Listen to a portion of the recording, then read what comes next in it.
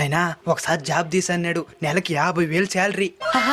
కానీ 5 లక్షలు అడుగుతున్నాను నాయనా. ఎందుకా? పై ఆఫీసర్లకు అంత ఇయ్యాలంట నాయనా. సార్ మా నాయన ఓ డబ్బులేదో అడిగినారంట. మీకు తెలియదేముంది సార్, ఉంటాయి కదా.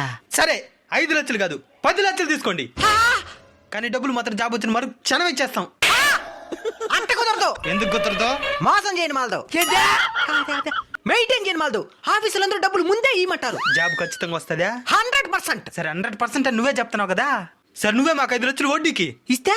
ఆ డబ్బులు అట్టే నీకు ఇస్తాం. ఇస్తా. దాని పై ఆఫీసర్లకు అంతా పంచు. పంచితే జాబ్ వచ్చింది వడ్డీతో సహా ఒకేసారి ఇచ్చేస్తాం. ఒకవేళ మేము మోసం చేసినావు అనుకో, ఆ బాండ్ పేపర్ తీసుకొని పోయి నువ్వు కేసు పెట్టచ్చు.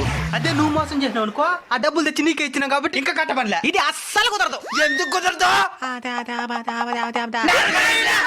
ఇలాగ డబ్బులకి జాబ్ తీస్తాను మోసం చేసే వాళ్ళు సమాజంలో చాలా మంది ఉంటారు. ఈ పద్ధతి ఫాలో అవ్వండి.